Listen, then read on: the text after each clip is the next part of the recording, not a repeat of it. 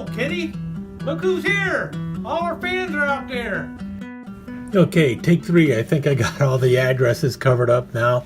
I just finished doing the recording for tomorrow. I actually have other videos in the works, but I wanted to get the one up that I was doing today, tomorrow. I was just getting ready to load it up to YouTube, and these 2 packages showed up, so I guess it's going to be even more added bonus footage. Unfortunately, I will not be able to join you for this video, but I got 2 things in the mail. Now, one of them I knew kind of was coming, and that's this one here. This is from Williams Knife Life. Take 3.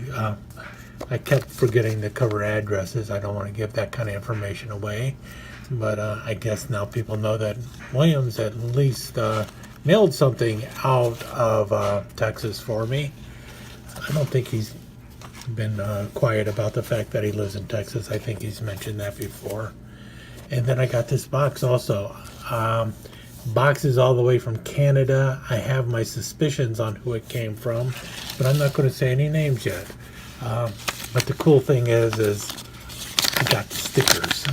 We did a sticker trade, me and Williams Knife Life, and he included the SMKW Narwhal sticker, which I have been trying to get a hold of, but it just never comes with any of my SMKW packages, so I was really giving up on it. But I got the Narwhal sticker from him, which is really cool. Plus, I got 2 of his stickers, and he mentioned what they were like. Come on out. Got this one here, which was supposed to be a round sticker, so this was supposed to be filling up the circle, but instead there's some white area around the edges of the circle, so I might just cut that out and make it a square. And then the other one is this one here, which is a pretty cool one too, Williams Knife Life, which is pretty cool. So I love doing sticker swaps with people, so if anyone else out there wants to swap stickers, get a hold of me and I will definitely swap stickers with you. And now let's find out what this box is. And I'm going to use this knife, and you'll understand why when you see the video. And I'm going to just like poke here, and I'm going to poke here.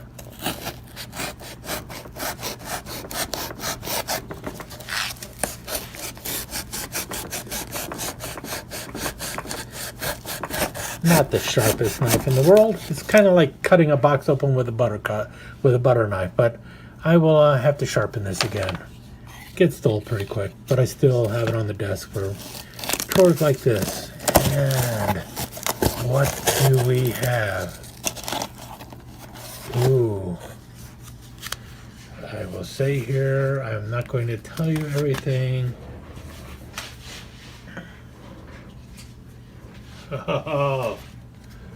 Oh, something from the EDC Den. Wow, I am going to have to get some stickers over to the EDC Den, but I don't know what I can do. It's hi Tobias, John here from the EDC Den. I hope this note finds you well. I did a giveaway recently to acknowledge a few of my favorite YouTube channels, and I selected you as one of the recipients. Simply a thank you and to a few channels whose content I enjoy watching. Wow, is that nice of Sean from the EDC Den. Oh man, and let's see what he sent me. This is totally unexpected. I was not expecting this at all.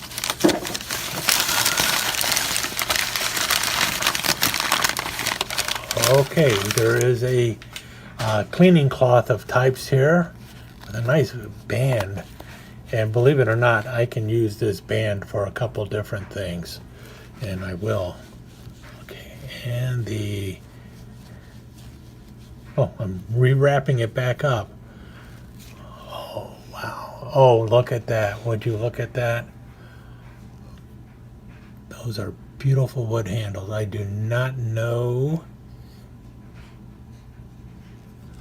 There we go, I think. Oh, look at that. Grauman's fictitious Canada. Wow. So it's kind of like a little, what would you say, a serpentine handle, kind of like that of a seahorse with a beautiful little clip blade. I know Great Eastern Cutlery makes a knife similar to this because I have a copy of the Great Eastern, but this one is by Gromans out of Canada.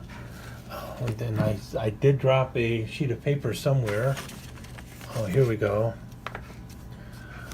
Gromans Knives Limited Outdoor Catalog. So I'm guessing the knife will be listed in here somewhere. Here we go. They just call it the R. It's right up here. The R360S pocket knife. Slim one blade folder, makes very comfortable pocket knife. Nickel silver bolsters, sturdy brass liners and brass pins. Stainless steel spring, blade approximately 3 inches, closed length 3 3/4 inches. Available with rosewood handles, high carbon stainless steel blade only. Now available also in Staghorn. That's the Staghorn below it. Yeah, I had to edit out a cough. But there you go. That's the knife that he sent me. That was way too nice of you, Sean. Thank you so much. So Sean from the EDC Den sent me this beautiful little knife by Groman. Man, that is nice. Obviously, it needs to be a little cleaned. I mean, this came right out of the rag he had wrapped it up in. Plus stickers. Man, I just got a plethora of stickers today. EDC Den, Williams Knife Life, and even the narwhal from SMKW. But seriously, as great as the stickers are, this knife is just fantastic. So thanks again, Sean from the EDC Den. I really do appreciate this. And I will put it with my collection. And yeah, I'm definitely going to have to cut a few things with it. Thanks again. All right, now on with the show.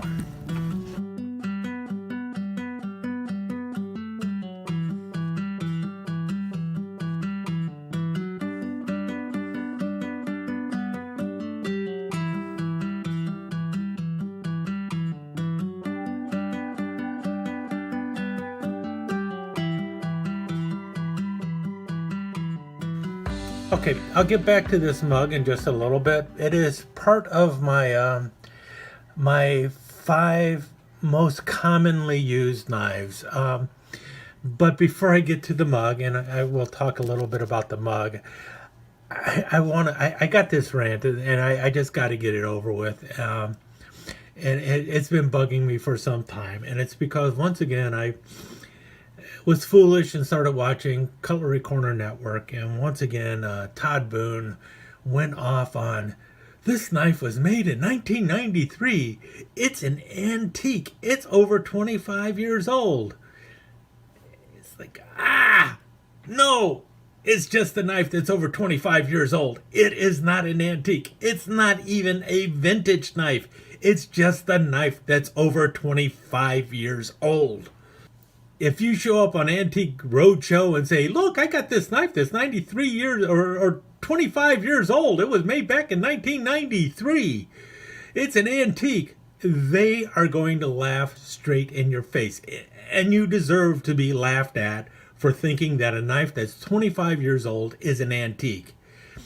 Quite frankly, knives that are older than me and you, knives that were made before we were even born, and some of us were born quite a while ago, are not necessarily an antique knife. There may not even necessarily be a vintage knife. And even if that knife is long out of production, that doesn't make it a vintage knife or an antique knife. The only thing that I know of that is considered an antique that is 25 years or older is an automobile. That is a qualification that most states have for an antique automobile. The car has to be over 25 years old. That is the only place that I know of where antique makes any sense. To say a 25-year-old knife is antique or vintage or anything like that is just pure poppycock and something that somebody is saying in order to try and sell you a knife and overprice that same knife. Here we go. This is my USAF demo knife made in 1993. This is a knife that is out of production. It was made by Camillus. Camillus no longer exists. Is it hard to find? Yes. Is it difficult to find? Yeah. But is it an antique or a vintage knife? No. It was just made in 1993. This knife, here's another one. This is another milk knife or demo knife. This one by Imperial. You see, it was made in 1961. Again, not an antique, not even vintage. Vintage is a word that is purely nonsensical. Anything could be vintage. What I can say is Imperial, USA, no longer exists. The knife is out of production. And I can tell you it was made in 1961, so it is a Vietnam era milk knife. That does not necessarily make it vintage. Vintage is truly in the eye of the beholder. To me, this is just an out of production Vietnam era demo knife. And that is a better way to describe it than calling it an antique or vintage.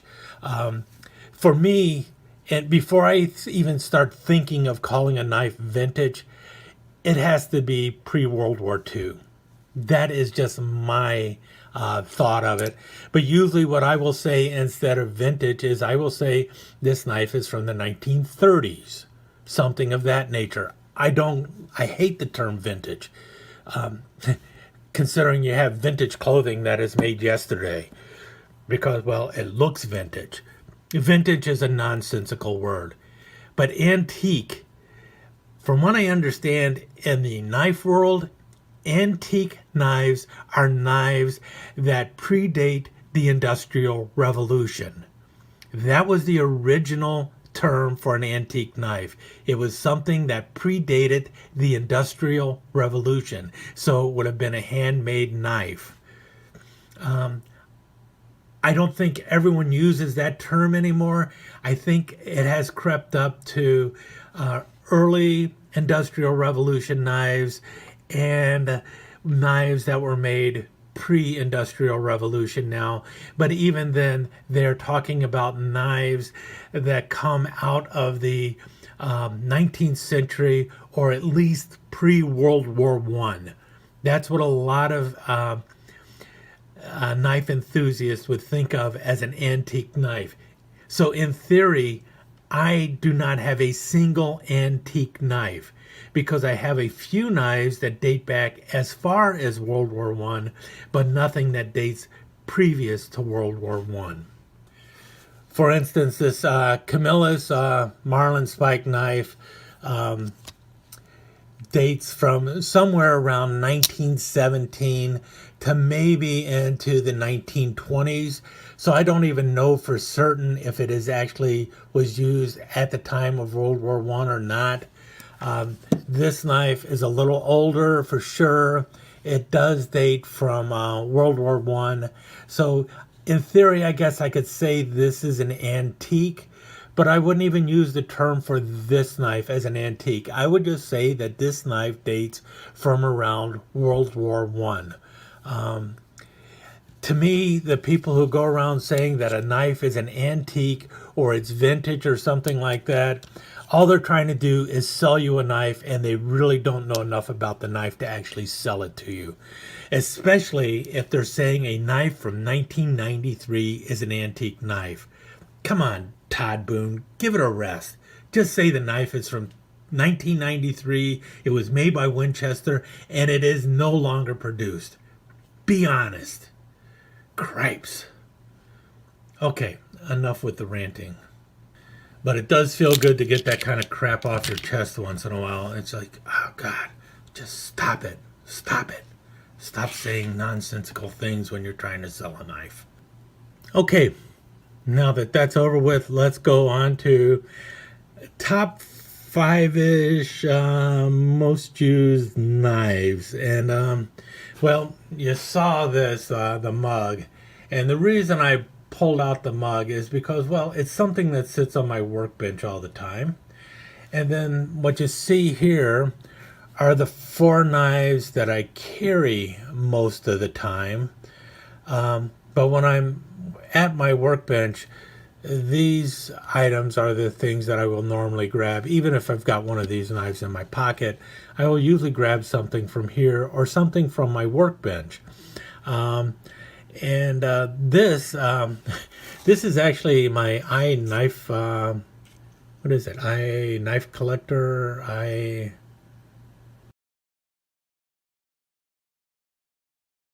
Yeah, I had to pause for a second. Pretty sure it's knife collector. It's my knife collector coffee mug, but I found this really neat little pouch thing that, like you, if you're a construction worker, you'll usually have those 5-gallon buckets that have this, like either a leather or a canvas pouch thing that goes over it. And I saw this at one of the hardware stores, and it was like made for a coffee mug. And I was like, wow, that's pretty cool. So I went ahead and picked it up. So it's like my mini 5-gallon bucket of knife stuff. And I use it for throwing a bunch of crap in there. And that's where I throw in my cleaning cloths. They're usually tucked in the top. I got my case paste in there. I got my coon pea in there. Got my little torque wrench in there. A couple markers and a lighter. I use quite a few lighters, but I don't smoke, but never have smoked. I guess I'm one of the fortunate ones, because I know if I had ever started smoking, I would have, I'd be dead by now, and because I would have never been able to stop. And anyway, let's move on from there. The other thing I have right up here is a bottle opener that has a lot of little tools on there, including a little pry. This is really just a decoration, though. This is another thing I got from Trixie and Milo. Got an ink pen back here. I say ink pen all the time because when I was growing up, it didn't matter if I was saying pen or pen, it always came out pen. So I would get in trouble because I would be calling a writing utensil a straight pen. Little screwdriver thingy, small little multi-tool. This pen is just for decoration. It is a ink pen, but it's got a little parrot on there. And then we got this little doohickey here, which I use quite often, which is a little box cutter. And then I got a little pry for getting those blades open on knives and stuff. So a nail nick puller, or whatever you want to call it. I've added the brother knife that I got from Patty's potato peeler in here, because I will be using this one. I think Patty would be upset with me if I did not start using one of them. And this is the one I really like, the one in VG10, and I like the blade shape on it and everything else. It's also the one that bit me, so grabbed this one. I threw it in here, and I will be using it, but it is not the one I use most often on this group of things. I use this actually quite frequently, mainly for the crescent wrench, and this is that Rough Rider tool in the yellow comp.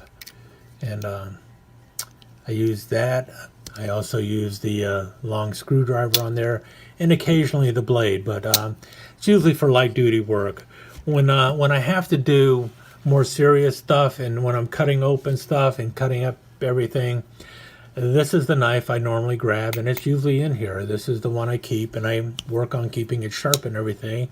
Got a nice carbon steel blade, a no-name knife. I believe it was made in the USA. It's basically, well, it's a little bit too big to be a boy's knife. Blade shape is not quite right for a gardening blade. has that single bolster up there, but it's not that long of a bolster, so it's not like a Master Barlow or anything, but it's just a really handy knife, and it fit in there really well. So that is the knife that I use the most often when I'm down here in the workbench. So that knife is right up there. That's one of my most commonly used knives. Stick you back in there before I lose you. Of my carry knives, these are the four I always have on me. I got my Explorer on me all the time, and depending on what I'm doing that day, the Explorer gets a lot of use.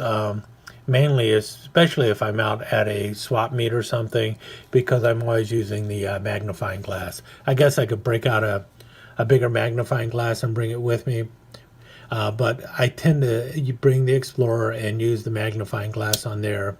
If I'm not using the Explorer's magnifying glass, then I'm using my camera on my phone to get a bigger picture of it. And I use the Phillips on here quite a bit.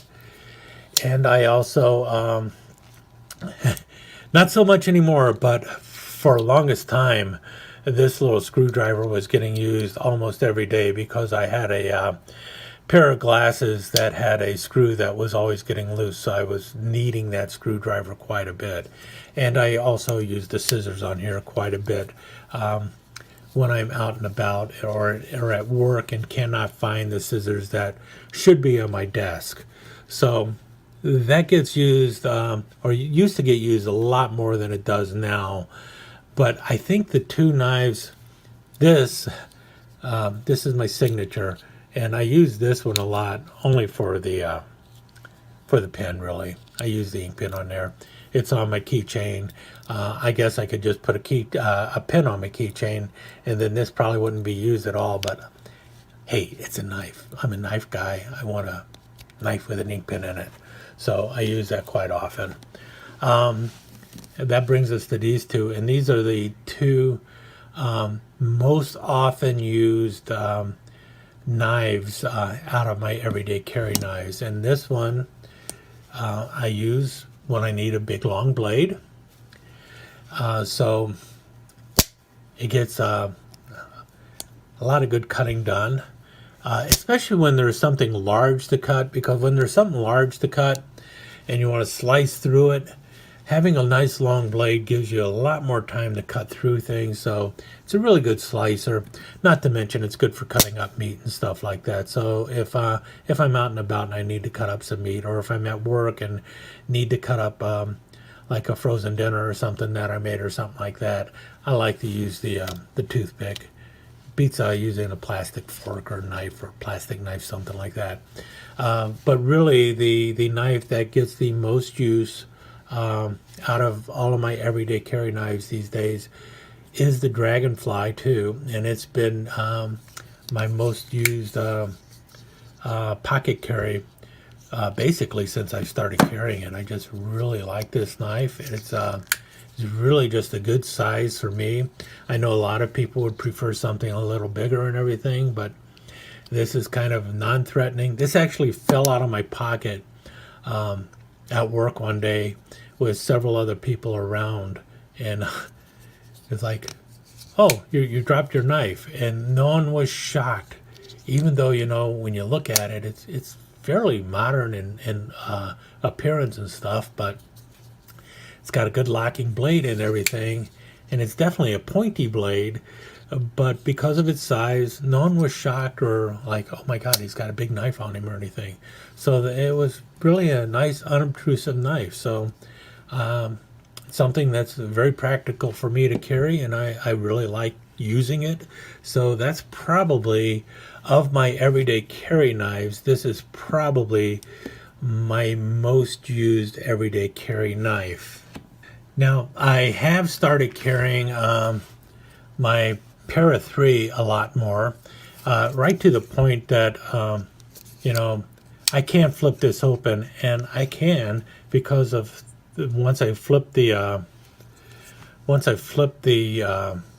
pocket clip over to this side, I can actually do the whole drop shutty thing with this thing by putting my fingers on the pocket clip and pushing down with my thumb, and it'll shut just fine, and I can flick it open just fine. So you know, I know people are talking about, get that device that you can put on there so you can use your thumb, and it's like, well, I don't need the device that I can use to put it on my thumb, and because I can drop shutty this thing left-handed or right-handed with no problem at all, as it is, just by, you know, whatever. And so whenever I get in the mood for something that I want to play with and do drop shutty stuff with and everything, I grab my Para 3, and I get over that real quick because, well, you can only do that so many times. And I'm one of the people who would rather do this with my, you know, use the old Spyderco Dragonfly as a worry stone than do the whole flicky thing. It's a lot easier to do when I'm not on camera. But anyway, I do carry this one quite a bit. And when I'm around the house and just want to grab a knife to open up a box or something, it's like, oh, let me go grab my Para 3 and I'm going to flick it open and go cut open a box because I can do the whole drop shutty thing.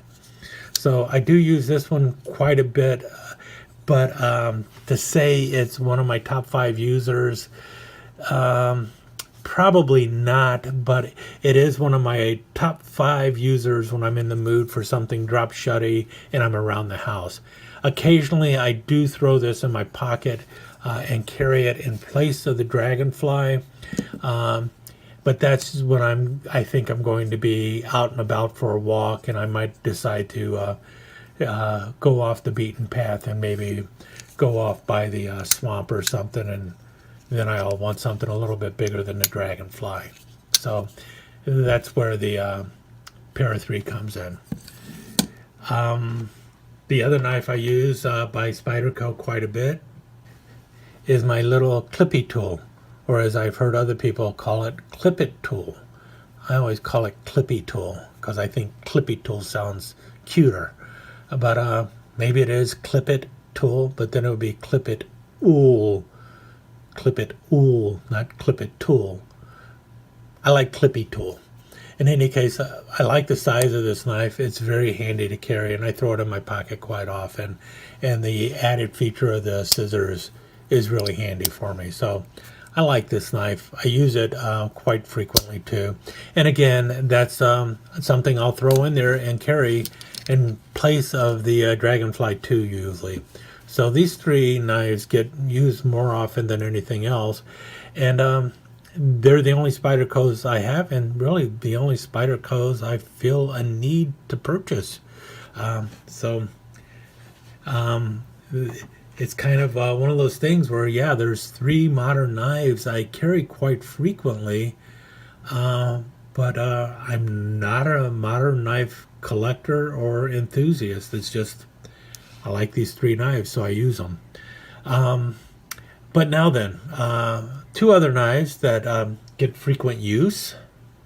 Well, the first is this knife. It's an unbranded, I believe it was actually made by Right Edge, but I don't know for certain, little desk knife. It's basically a copy of the case desk knife, but was sold for around $6 or $7 and features some kind of Pakistani 420 steel. So not really worried if I screw it up. Got nice little white smooth bone handles. This is the knife that when I first got it, I said I wish Rough Rider would come out with this knife, and I still wish they would come out with this knife. And now maybe Smoky Mountain Knife Works would consider putting this knife out in the Queen lineup. If they were to make this knife by Queen or Rough Rider, I wouldn't care that it's made in China. I would buy it right away. This one, as you can see, had a stainless steel bolster. I thought it was nickel silver at the time, but it's stainless steel.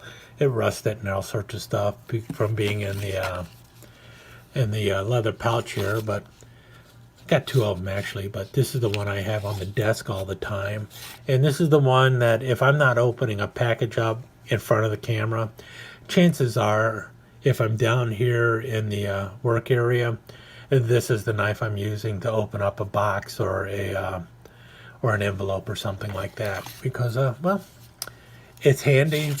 I don't have to worry about opening it. It's a nice good size. It's really just a really good letter opener. So, and that's why it's a desk knife. So it's down here on the desk, and I use it as a desk knife. But to be honest with you, my most used knife, more used than this knife, my Spydercos, or these knives, the most used knife is a knife that is not even in my collection. But I tell you what, I really like this knife, and if we ever get a different knife than this one, I will add these knives to my collection because they are just that good. And that's my Cutco butter knife. And this is truly the most used knife in my house. Well, for one thing, especially for me, I've got 4 of them, but even if I were to divide it by 4, so this knife was only used a quarter of the time, it would still be out using all of these knives combined still, because, well, quite frankly, every morning, I'm out there, I'm buttering my toast, and then I'm buttering rolls later in the day, using it for spreading peanut butter and everything else. And also, this is a box, because if you notice, it's serrated. A lot of people on eBay will pass these off as a Cutco steak knife, but it's not a steak knife. It is their butter knife. They even sell it as a butter knife. You see the number there somewhere. Where is the number at? 1759. Can you see it there? Probably not. There we go. 1759 KK, Olean, New York. Made in USA by Cutco. And Cutco is the same company that brings you K-Bar. And they give you this serrated butter knife, which you can easily cut a decent steak with if you wanted to. And you can cut just about anything else with.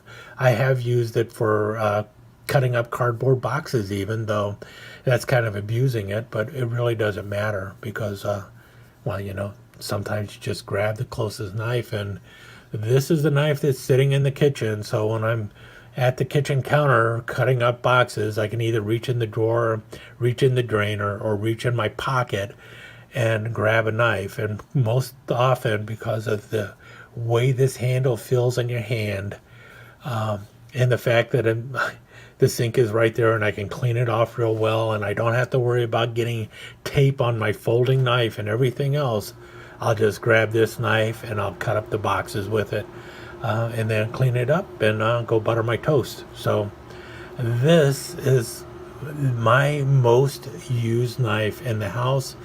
And like I said, if I ever get new butter knives or something, I wouldn't hesitate to throw these into my collection of knives, because I do actually have older, out of production steak knives and some other knives like that, kitchen knives and stuff, that I keep in my collection. I mean, for instance, well, let me just set it up here.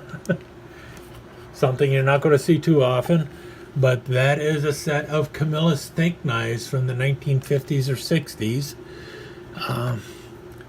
And there you have it. I mean, it's a really nice steak knife. And I got these totally unused. If you notice the very tip of it, if you can see there, the tip of the blade is slightly serrated. And Camilla's ended up using these steak knives for a variety of other knives. Probably shouldn't have put that away. Let me get it out. So here's the Camilla steak knife. And then they also came out with the host knives. See this? Camilla's host knife. And what they did with that is if you notice, the handle, it's got the same handle, but they added a crossbar here. And this part here is your can opener, and this side over here is a cap lifter. And then you see that nice long serrated blade and with the little spear at the end here for getting olives out of a jar and such. So this was a bartender's knife that uses the same blade or same handle as the steak knife. And then they also took the same knife and they turned it into a little fishing knife. Again, you've got the cap lifter here and the can opener over here. This is the one where you you put it in there and you pop a hole in the can so you can drink out of it. So it's a punch for a beer can, but same handle and everything. And now you've got a fish scaler up here, and you notice still they got the slight serration going along on the blade for cutting up your fish and everything. And they also have another version of this knife without the scaler up here, which is just the regular hunting knife. I haven't gotten that one yet, but I want to. So you see how it goes. So yeah, I even collect kitchen knives because, well, you never know where it's going to go. Maybe Cutco will use this handle for some other knife that's an outdoorsy type of knife. I don't know.